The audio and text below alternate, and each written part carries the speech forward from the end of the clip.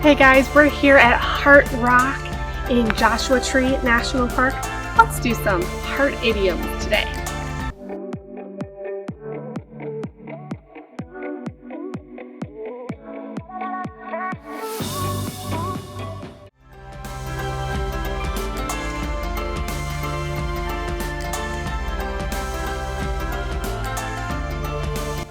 To have a heart-to-heart with someone means you have an honest and open conversation with them without hiding your feelings.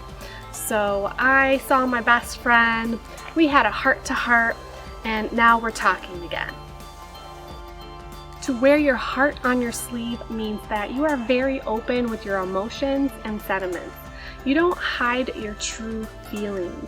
So he wears his heart on his sleeve. He's not good at hiding his anger. So this is not for the faint of heart. So let's say someone shows you something really gross or bloody and you get sick or have anxiety or stress looking at it. That means it's not for the faint of heart. If you are likely to get sick quickly, it's not for the faint of heart. To eat your heart out. So let's say I got tickets to an awesome concert and you didn't, and I would say, eat your heart out, I got tickets. That means be jealous because I got tickets and you didn't.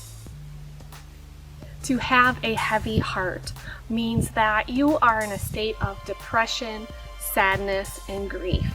A lot of times you hear this when someone passes away.